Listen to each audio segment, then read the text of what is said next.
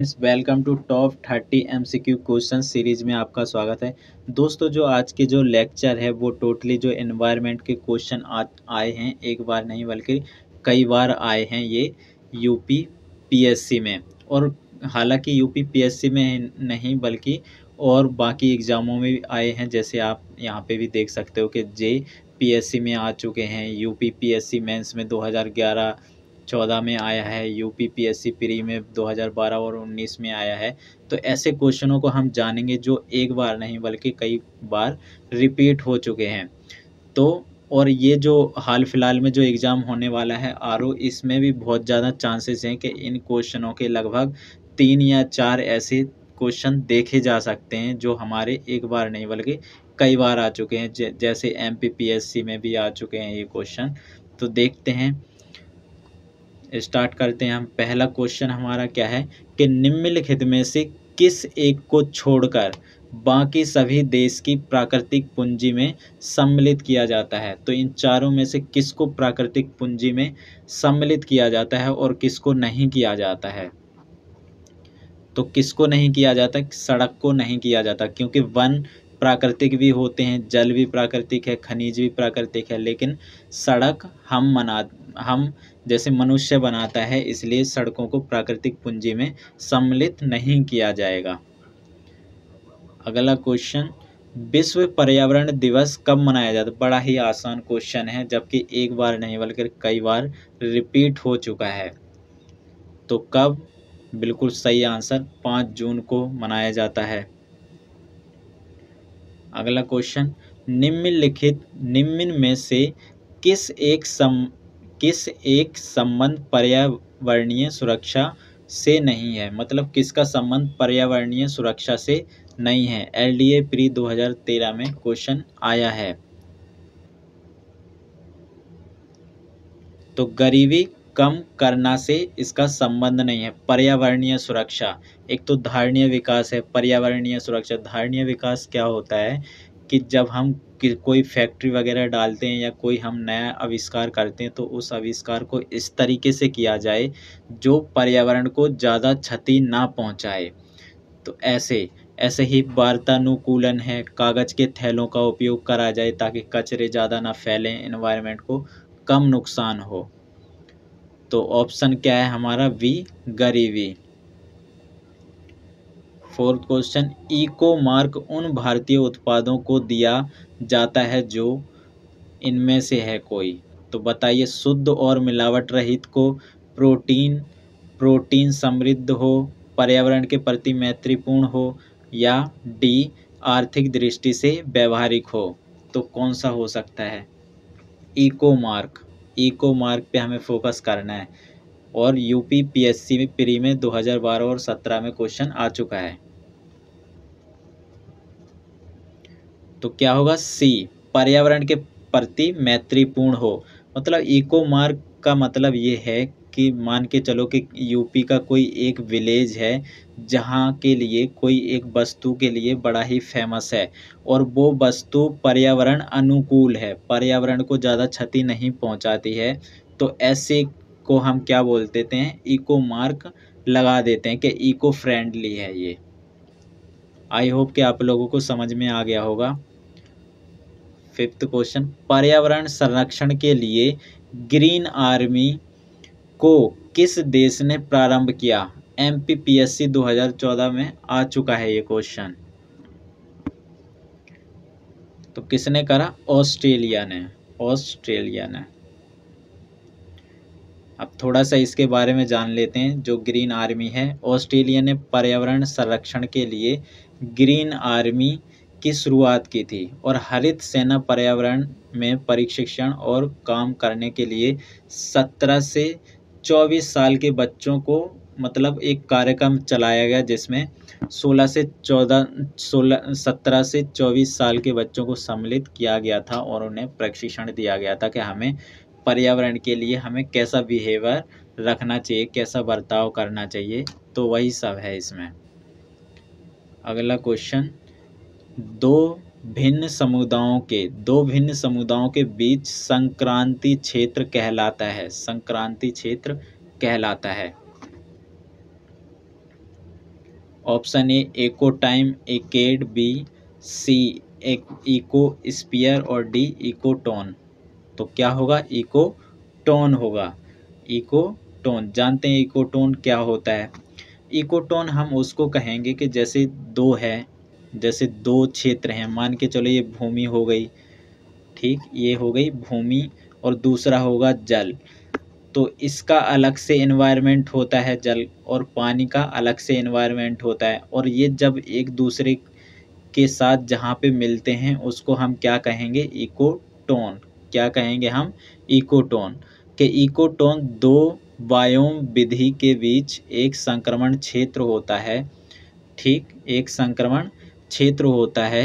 Ecotone वह क्षेत्र है जहाँ दो समुदाय मिलते हैं और एकीकृत होते हैं, और एकीकृत होते हैं। जैसे उदाहरण के लिए मैंग्रोव वन हो गया, समुद्री स्थल हो गया, पारिस्थितिक तंत्र के बीच एक पारिस्थितिक का प्रतिनिधित्व करते हैं।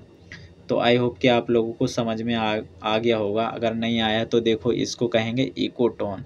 क्या कहेंगे? जहाँ पे जल भी मिल रहा है और भूमि भी मिल रही है, और ये दोनों मिलकर एक एनवायरनमेंट बना रहे हैं, उसी को हम इकोटोन कहेंगे।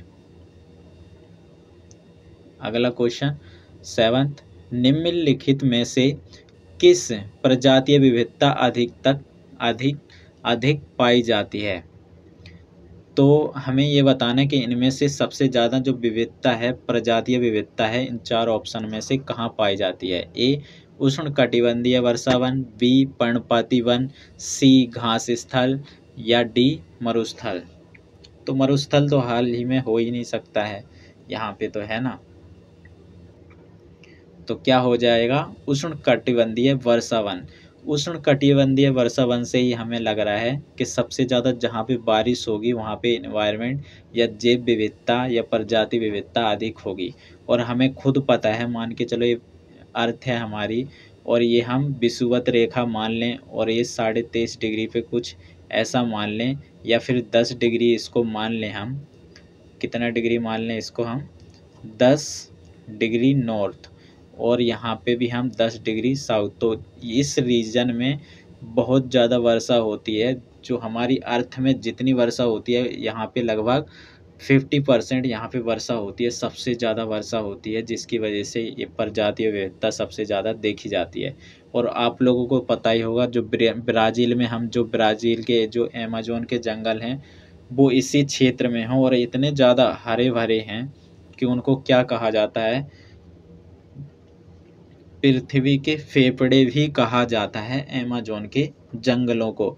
तो वो इसी रीजन में आ जाते हैं। 8th क्वेश्चन, निम्नलिखित में से कौन सी प्रजाति पारिस्थितिकीय तंत्र की हानि से तुरंत प्रभावित होती है? तो कौन सी होती है 8th में?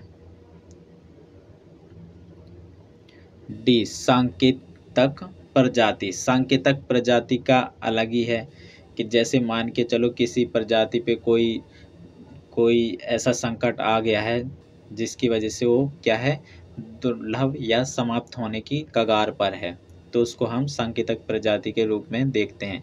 सांकेतक प्रजाति, सांकेतक प्रजाति से अभिप्राय किसी एक पौधे या जंतु की प्रजाति से है जो पर्यावरण परिवर्तन के लिए बहुत संवेदनशील होती है, और इसका अर्थ यह है कि यह प्रजाति पारिस्थितिकीय तंत्र की हानि से तुरंत प्रभावित होती है, जिससे एक चेतावनी के रूप में इसका प्रयोग किया जाता है। कहने का मतलब, अगर एनवायरनमेंट में थोड़ा सा भी चेंज आएगा तो उसका भारी नुकसान इस प्रजाति पे होगा, और उसी से हमें पता चल जाएगा कि ये एनवायरनमेंट क्या है, ये खतरनाक स्थिति में है। तो हम उसको एनवायरनमेंट को बचाने के लिए हर हाल में कोशिश करेंगे हम।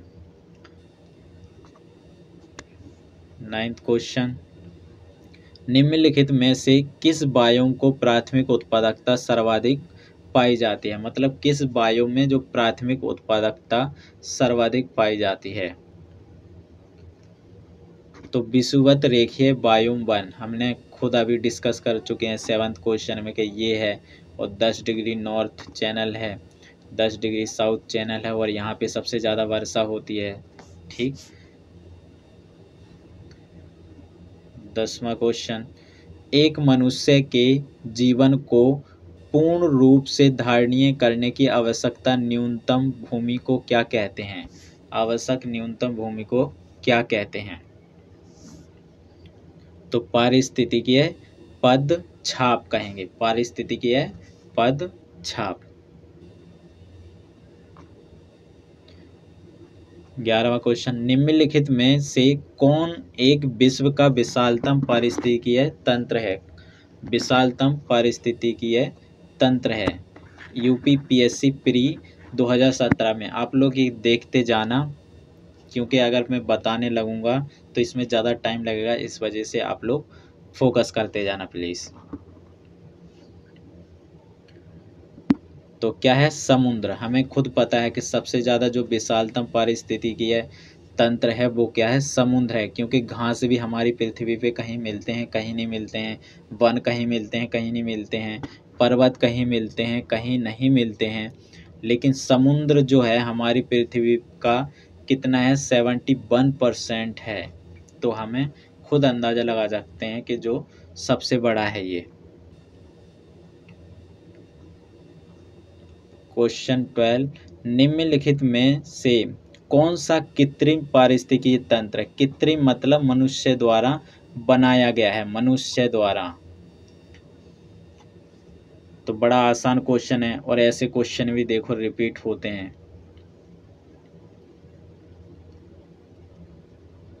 तो क्या होगा? ए, धान का खेत, क्योंकि वन प्राकृतिक होता है, घास का मैदान, झील का मैदान, ये सब प्राकृतिक है, और मनुष्य द्वारा क्या बनाया गया है? धान का खेत।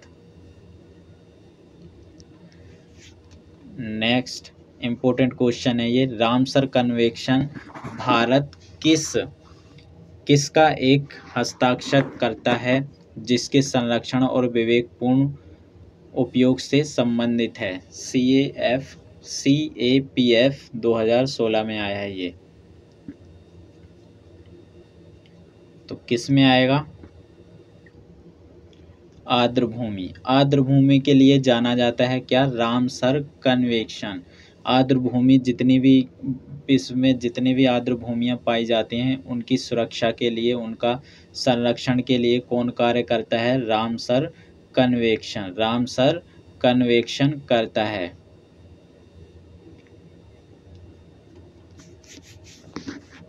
अगला क्वेश्चन, जैविक और अजैविक संगठकों के मध्य बिचौलिया का कार्य करता है, कौन करता है? आरोमेंस। 2017 में आ चुका है क्वेश्चन। तो क्या होगा? सी, उत्पादक। सी, उत्पादक होगा।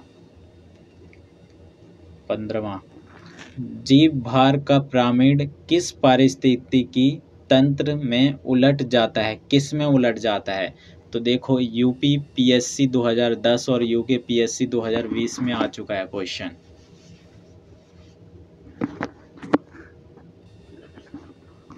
तो किस में होगा? बी, तालाब में। बी, तालाब में। हमें उल्टा पिरामिड बताना है। पहले तो एक तो सीधा पिरामिड होता है ना, एक हमें उल्टा बताना है। क्या बताना है हमें? उल्टा पिरामिड बताना है। ये हमारा क्या है? जल का पिरामिड है, जल का। तो पहले छोटी मछली को उससे बड़ी मछली खाती है, फिर इन मछलियों से ये बड़ी मछलियाँ खाती हैं, और इससे बड़ी को दूसरी बड़ी मछली खाती है। तो इसी को क्या बोलते हैं? क्या बोलते हैं? जीव भार पिरामिड। जीव भार पिरामिड, वो भी उल्टा। ये हमारा क्या है? सीधा पिरामिड है, ये है उल्टा पिरामिड।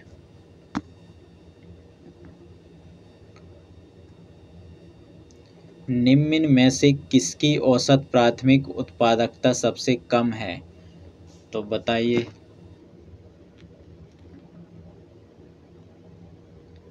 तो शीतोष्ण कटिबंधीय घास प्रदेश में सबसे कम उत्पादकता है। उष्ण कटिबंधीय सवाना में ज़्यादा होगी। उष्ण उष्ण उष्ण तो ये हैं जो पास में हैं, ये 10 है। एक सेकंड, ये मान के चलो कि विषुवत रेखा है, और एक है 10 डिग्री नॉर्थ है, ये है 10 डिग्री साउथ।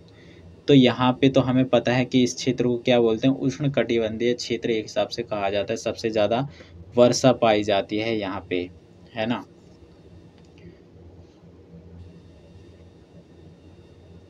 अगला क्वेश्चन, प्राथमिक पारिस्थितिकीय तंत्र निकाय में ऊर्जा का प्राथमिक स्रोत है। यूपी पीएससी मेंस 2017 2015 में है ये। तो क्या है, सौर ऊर्जा। सौर ऊर्जा इसका आंसर होगा। प्राथमिक स्रोत के रूप में हमें बताना है ऊर्जा का प्राथमिक स्रोत सौर ऊर्जा। 18वां, पारिस्थितिक तंत्र में तत्वों के चक्रण को क्या कहते हैं।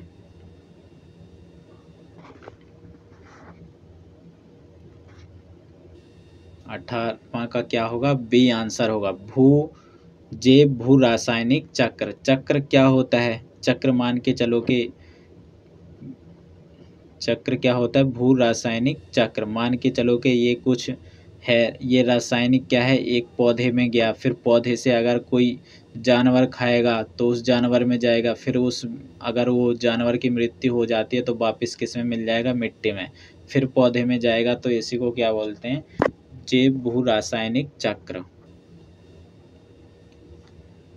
19वां, जिस रूप में पौधे नाइट्रोजन प्राप्त करते हैं वह है क्या है, नाइट्रेट।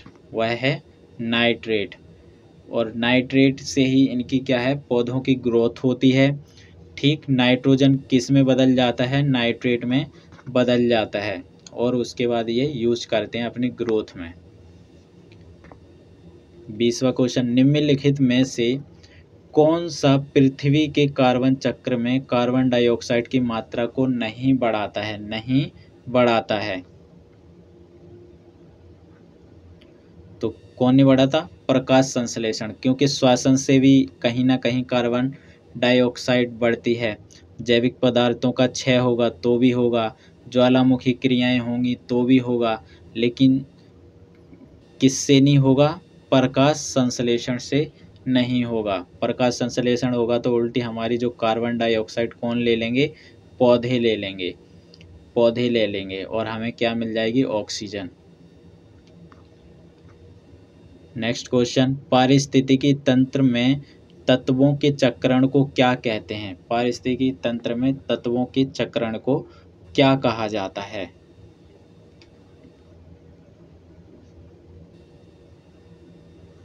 तो जैव भू रासायनिक चक्र, जैव भू रासायनिक चक्र। देखो ये क्वेश्चन फिर से रिपीट हो गया, अभी हमने फिलहाल में अभी हाल ही में करा था ये क्वेश्चन।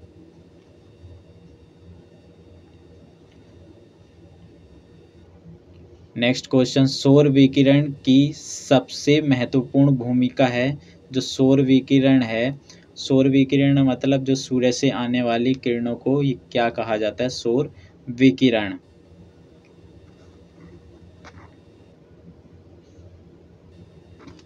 तो क्या होगा, जल चक्र। सौर विकिरण की सबसे महत्वपूर्ण भूमिका है जल चक्र। जल चक्र में, क्योंकि जल मान के चलो ये पानी है, फिर सौर विकिरण पड़े, फिर उष्मा के रूप में क्या करेंगे, वाष्प के रूप में ये ऊपर चले जाएंगे, फिर बादल बनेंगे, फिर वर्षा होगी, फिर ये चक्र कैसे चलता रह जाएगा, जिसमें सबसे महत्वपूर्ण भूमिका किसकी है, सौर विकिरणों की।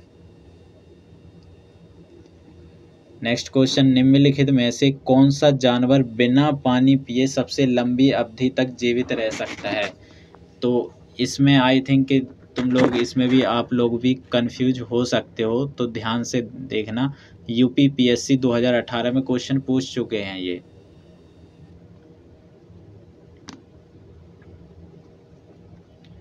तो इसका क्या होगा, डी, कंगारू चूहा। कंगारू चूहा ऊंट से भी ज़्यादा दिनों तक ये रह सकता है। और आप लोगों ने, ज़्यादातर लोगों ने तो क्या सोचा होगा, ऊंट। तो ऊंट नहीं है, कंगारू चूहा है। और ऐसे ही क्वेश्चन में यूपी पीएससी भी फंसा देती है, ताकि हम ऊंट को देखेंगे और तुरंत क्वेश्चन मार्क कर देंगे, आंसर दे देंगे। तो हमें जल्दबाजी नहीं करना है, सोच समझ के ही सोचना है कि उसने कुछ सोच के ही दिया होगा, ताकि उलझाने के लिए, तो हमें उलझना नहीं है। नेक्स्ट क्वेश्चन, निम्नलिखित में से किस जीव में शीत निष्क्रियता नहीं पाई जाती है? तो किस जीव में नहीं पाई जाती है शीत निष्क्रियता? अच्छा, शीत निष्क्रियता होती क्या है? आप लोग हमारे कमेंट बॉक्स में बता सकते हो कि शीत निष्क्रियता किसे कहते हैं। तो ये क्या है? गिरगिट। डी मतलब क्या है? गिरगिट। तो गिरगिट में शीत निष्क्रियता नहीं पाई जाती है। नेक्स्ट क्वेश्चन, निम्नलिखित में से कौन सा असमतापी प्राणी नहीं है? असमतापी प्राणी नहीं है। कौन सा नहीं है? पक्षी। कौन से नहीं है? पक्षी असमताप प्राणी नहीं है। अब आप असमताप प्राणी क्या होते हैं आप लोग हमारे कमेंट सेक्शन बॉक्स में बता सकते हो। और आप लोगों को अगर ना पता हो तो आप हमारे कमेंट सेक्शन बॉक्स में पूछ सकते हो, ताकि हम अगली वीडियो जब भी बनाएं, नेक्स्ट वीडियो जल्दी ही आएगी, तो हम आपको इसमें डिटेल में आप लोगों को बता देंगे। समय ज़्यादा ना लगे, इसलिए हम इसको जल्दी जल्दी क्वेश्चन कर लेते हैं। नेक्स्ट क्वेश्चन, निम्नलिखित में से कौन द्वितीयक प्रदूषक है? द्वितीयक प्रदूषक यूपीपीएससी 2018 में क्वेश्चन आ चुका है ये। तो स्मॉग द्वितीय प्रदूषक। कार्बन डाइऑक्साइड ऑलरेडी ये वातावरण में पहले ही से है ना। कार्बन मोनोऑक्साइड भी मिलती है, फ्लाई ऐश भी मिलती है, लेकिन स्मॉग क्या है? द्वितीय प्रदूषक है। द्वितीय प्रदूषक है। नेक्स्ट क्वेश्चन, निम्नलिखित में से कौन सा वायु प्रदूषक ऑक्सीजन की अपेक्षा अधिक शीघ्रता से रक्त में हीमोग्लोबिन में घुल जाता है? यूपीपीएससी पेरी 2016 में क्वेश्चन आया है ये। तो कार्बन मोनोऑक्साइड। और कार्बन मोनोऑक्साइड जब हीमोग्लोबिन में मिल जाता है तो वो जो ब्लड है गाढ़ापन आ जाता है, जिसकी वजह से हार्ट अटैक जैसी बीमारियां आमतौर पर ज़्यादातर होने लगती हैं इसकी वजह से। तो कार्बन मोनोऑक्साइड। नेक्स्ट क्वेश्चन, निम्नलिखित वायु प्रदूषकों में से कौन रक्त धारा को दुष्प्रभावित कर मौत उत्पन्न कर सकता है?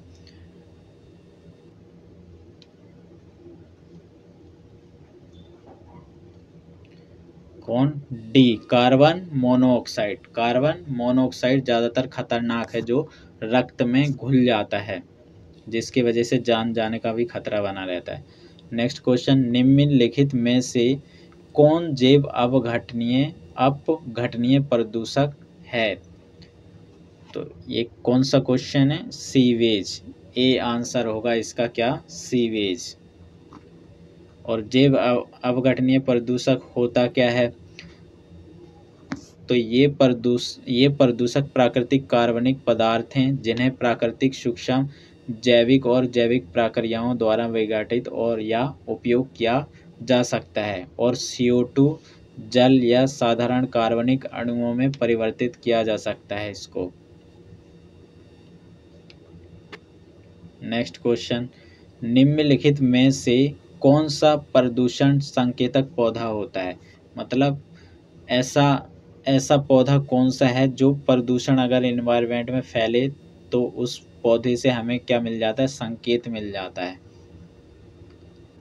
तो लाइकेन से हमें संकेत मिल जाता है। आई होप कि आप लोगों ने ये लेक्चर एंजॉय करा होगा और आपकी डिमांड के अनुसार हम आप लोगों को रिजल्ट भी दे पाए होंगे।